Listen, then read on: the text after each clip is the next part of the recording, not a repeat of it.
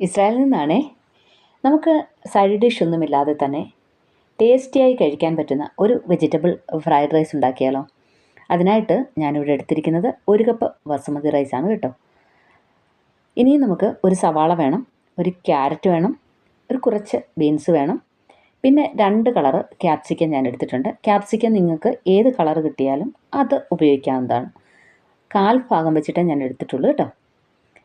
ഇനി നമുക്ക് കുറച്ച് ചോളം വേണം. ഇത് ഫ്രോസൺ ആണ് കേട്ടോ. ഇവിടെ നമുക്ക് ഫ്രോസൺ ചോളമാണ് കിട്ടുന്നത്. പിന്നെ ഫ്രോസൺ ഗ്രീൻ പീസും ഉണ്ട്, മല്ലിയിലയുണ്ട്.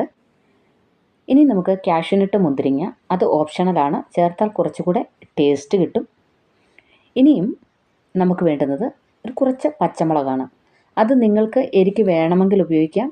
ഇതും അതുപോലെ ഓപ്ഷണലാണ്. എരി ഉണ്ടെങ്കിൽ കുറച്ചുകൂടെ ടേസ്റ്റാണ്. കുട്ടികൾക്കൊക്കെ എരി കൊടുക്കാൻ പറ്റത്തില്ലല്ലോ, അപ്പോൾ മുളക് ചേർക്കാതിരിക്കുകയാണ് നല്ലത്. ഇതിനെ നമ്മളിങ്ങനെ ചെറിയ രീതിയിൽ കൊത്തി അരിഞ്ഞ് എടുത്തിട്ടുണ്ട്. ഇങ്ങനെ ചെറുതായിട്ട് അരിഞ്ഞ് കിട്ടണം. കളർഫുള്ളായ നല്ല ഹെൽത്തിയായ ഒരു ഫ്രൈഡ് റൈസാണ് നമ്മളിന്ന് ഉണ്ടാക്കുന്നത്. പിന്നെ ഒരു സവാള നീളത്തിലരിഞ്ഞ് മാറ്റി വെച്ചിട്ടുണ്ട്. വെള്ളം തിളച്ച് വരുന്നുണ്ട്. അതിലേക്ക് നമുക്ക് കുറച്ച് പെരിഞ്ജീരകം ചേർത്ത് കൊടുക്കാം, കുറച്ച് സാദാ ജീരകം ചേർത്ത് കൊടുക്കാം, 2-3 ഏലക്കായും ഗ്രാമ്പൂവും കുറച്ച് പട്ടയും കുറച്ച് നെയ്യ് ഒഴിച്ചു കൊടുക്കാം. നന്നായിട്ട് വെള്ളം തിളച്ചിട്ടുണ്ട്. ഇതിലേക്ക് നമ്മൾ അരി ഇട്ട് കൊടുക്കുകയാണ്. അരമണിക്കൂർ കുതിർത്ത് വാർന്ന് വെച്ച അരിയാണ് കേട്ടോ. ഒരു 5-6 അല്ലെങ്കിൽ 10 മിനിറ്റിനകത്ത് നമുക്ക് ഈ അരി വെന്ത് കിട്ടും. ആവശ്യത്തിന് ഉപ്പും കൂടെ ചേർത്ത് ഇളക്കി നമുക്ക് ഒന്ന് വെയിറ്റ് ചെയ്യാം. അപ്പോൾ എൻ്റെ ചോറ് ഇവിടെ റെഡി ആയിട്ടുണ്ട്. അധികം അങ്ങ് വെന്ത് ഉടഞ്ഞു പോകാതെ ഒരു 1/4 പരുവത്തിനേക്ക് നമുക്ക് ഇത് കോരി വാർത്തിയെടുക്കണം കേട്ടോ. അതേ സമയത്തേക്ക് നമുക്ക് നമ്മുടെ വെജിറ്റബിൾസ് റെഡിയാക്കാം. അതിന് ഗീ ആണ് ഞാൻ ചേർക്കുന്നത്. ഗീ ആണ് വേണ്ടുന്നത്, അതിനാണ് ടേസ്റ്റും കൂടുതൽ. സവാളയും പച്ചമുളകും പച്ചമണം മാറുന്നത് വരെ ഒന്ന് വഴറ്റിയെടുക്കാം. ഒന്ന് വഴണ്ട് വരുമ്പോഴേക്കും ഒരുപാടങ്ങ് വാടിപ്പോകരുത്, വെന്താൽ മാത്രം മതി കേട്ടോ. അപ്പോൾ നമുക്ക് ഓക്കെ ആയിട്ടുണ്ട്. അതിലേക്ക് നമ്മൾ ക്യാരറ്റും ബീൻസും കൂടെ ചേർത്ത് കൊടുത്തിട്ട് ഇളക്കി എടുക്കണം. ഇതൊരു ക്യാരറ്റ് ഒന്ന് വേവണം, ഒരു ചെറുതായിട്ട്, അല്ലെങ്കിൽ പച്ച ചവയ്ക്കുമല്ലോ. അപ്പോൾ അതിനായിട്ട് ഒന്ന് ഇളക്കിയിട്ട് ഒരു 2-3 മിനിറ്റ് ഒന്ന് മൂടി വെക്കാം. വേഗം തന്നെ വെന്ത് കിട്ടും കേട്ടോ. ക്യാരറ്റ് നമ്മൾ കുഞ്ഞായിട്ടാണല്ലോ അരിഞ്ഞിരിക്കുന്നത്. ഇതേ ക്യാരറ്റൊക്കെ റെഡി ആയിട്ടുണ്ട്. എല്ലാം ഒന്ന് കടിക്കാൻ പരുവത്തിന് വേണം കിട്ടാൻ കേട്ടോ. അതിലേക്ക് നമുക്ക് നമ്മുടെ ഗ്രീൻ പീസും നമ്മുടെ ചോളവും കൂടെ ചേർത്ത് കൊടുക്കാം. 2-3 മിനിറ്റ് നമുക്ക് നന്നായിട്ട് ഒന്ന് ഇളക്കിയിട്ട് ഒന്ന് മൂടി വെച്ചിട്ട് എടുക്കണം. അപ്പോഴേക്കും നമുക്ക് കാഷ്യൂനട്ടും മുന്തിരിങ്ങായും കൂടെ വറുത്ത് കോരിയെടുക്കാം. അതിന് മറ്റൊരു പാൻ ഇവിടെ വെച്ചു. അതിലേക്ക് ഞാൻ കുറച്ച് ഗീ കൂടെ ചേർത്ത് കൊടുത്തു. ഇനി നമുക്ക് പെട്ടെന്ന് തന്നെ ആ കാഷ്യൂനട്ടും മുന്തിരിങ്ങായും കൂടെ ഒന്നിച്ചിട്ട് തന്നെ നമുക്ക് എടുക്കാം കേട്ടോ. അധികം ഒന്ന് കരിഞ്ഞൊന്നും പോകണ്ടല്ലോ. പെട്ടെന്ന് തയ്യാറാക്കുന്ന ഒരു ഫ്രൈഡ് റൈസാണിത്. അപ്പോൾ നമ്മുടെ കാഷ്യൂനട്ടൊക്കെ ഇവിടെ റെഡിയാണ്.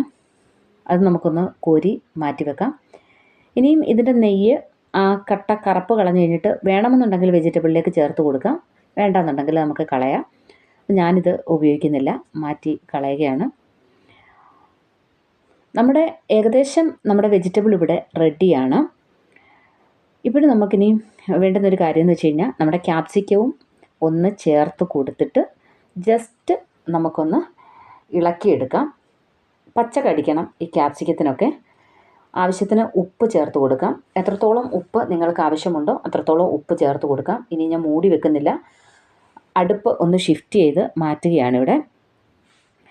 ഇനി നമുക്ക് വേണ്ടുന്നത് ഒരു സവാള നീളത്തിലരിഞ്ഞത് എടുക്കണം കേട്ടോ. വളരെ കനം കുറച്ച് അരിഞ്ഞെടുക്കണം. അത് നമുക്കൊന്ന് വറുത്ത് കോരിയെടുക്കണം. അതിൽ സവാളയ്ക്ക് ആവശ്യത്തിനുള്ള ഉപ്പ് കൂടെ ചേർത്ത് കൊടുത്താൽ വേഗം നമുക്ക് വഴണ്ട് കിട്ടും. ഞാൻ തീ ഇച്ചിരി കൂടെ വേഗത്തിലൊന്ന് കൂട്ടിയിട്ടിട്ട് നമ്മളിത് വറുത്ത് കോരുകയാണ്. ഒത്തിരി അങ്ങ് തീ കുറച്ചിട്ടിരുന്ന് കഴിഞ്ഞ് കഴിഞ്ഞാൽ കുറേ ടൈം എടുക്കും. നമുക്ക് വേഗത്തിൽ തന്നെ അതൊന്ന് വറുത്ത് കോരിയെടുക്കാം. ഇതേ നമ്മുടെ സവാള ഇവിടെ ബ്രൗൺ ഷെയ്ഡിലേക്ക് വന്നിട്ടുണ്ട്. ഇനി നമുക്ക് നമ്മുടെ റൈസ് റെഡിയാക്കാം. എല്ലാ പരിപാടിയും കഴിഞ്ഞു. ഇനി നമുക്ക് റൈസ് റെഡിയാക്കിയാൽ മാത്രം മതി.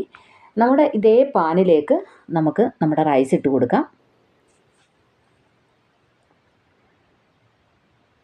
1/4 പരുവത്തിന് വേവ് കിട്ടിയത് കൊണ്ട് നമുക്കിത് നന്നായിട്ട് റെഡിയായിട്ട് കിട്ടും. ഒരു ചെറിയ സമയത്തിൽ നമുക്കൊന്ന് ആവിക്ക് വെക്കണം. ഒരുപാട് നേരം വേവിക്കാൻ വെക്കണ്ട. ഇതിൻ്റെ മണവും രുചിയൊക്കെ ഈ ചോറിലേക്കൊന്ന് പിടിക്കാനുള്ള നേരത്തിലേക്ക് മാത്രം മതി. ഇനി നമുക്ക് മല്ലിയില ചേർത്ത് കൊടുക്കാം. മല്ലിയില എത്രത്തോളം വേണം ടേസ്റ്റിന് അത് നിങ്ങളുടെ ഇഷ്ടമാണ്. ഞാൻ കുറച്ചേറെ മല്ലിയില ഉപയോഗിക്കുന്നുണ്ട്. അതിലേക്ക് നമ്മൾ വറുത്ത് വെച്ചിരുന്ന നമ്മുടെ സവാള ചേർക്കുന്നുണ്ട്. ഇനി നമുക്ക് നമ്മുടെ കാഷ്യൂനട്ട് നമുക്ക് മുന്തിരിങ്ങ ചേർത്ത് കൊടുക്കാം. ഒരു കുറച്ച് നേരത്തേക്ക് ആ തീയിലൊന്ന് ഇരുന്ന് ഒന്നുകൂടെ ഒരു 2-3 മിനിറ്റ്, മാക്സിമം ഒരു 5 മിനിറ്റ്, ഏറ്റവും മിനിമം തീയിൽ റെഡിയാക്കിയെടുക്കാം. അപ്പോൾ നമ്മുടെ ഫ്രൈഡ് റൈസ് ഇവിടെ റെഡിയാണ്. വളരെ വേഗത്തിൽ തന്നെ തയ്യാറാക്കാം. പച്ചക്കറിയൊക്കെ ഒന്ന് അരിഞ്ഞെടുത്ത് വെച്ചേക്കുവാണെങ്കിൽ പെട്ടെന്ന് തന്നെ തയ്യാറാക്കാം. ഇവിടെ നമ്മൾ എന്തെങ്കിലും ഒരു ഫംഗ്ഷനൊക്കെ വരുമ്പോൾ ഞാൻ ഇവിടെ ചോറുണ്ടാക്കാറുണ്ട്. ഇവിടെ എല്ലാവർക്കും വലിയ ഇഷ്ടമുള്ളൊരു ഫ്രൈഡ് റൈസാണ്. ഇവിടെ ഞാൻ പച്ചമുളക് ചേർക്കത്തില്ല എന്നത് മാത്രമേ ഉള്ളൂ കേട്ടോ. അപ്പോൾ അതിൻ്റെ കൂടെ നമുക്ക് ക്യാപ്സിക്കം കടിച്ച് കഴിക്കാം. സവാള വേണ്ടിയവർക്ക് സവാള കടിച്ച് കഴിക്കാം. സൈഡ് ഡിഷ് ഒന്നും വേണ്ട. പക്ഷെ ഞാനിവിടെ ഒരു തക്കാളിക്ക തൈര് കൂട്ടിയെടുത്തിട്ടുണ്ട്. ഉപ്പൊന്നും ചേർത്തിട്ടില്ല. തക്കാളിക്കായും തൈരും മാത്രമാണ്.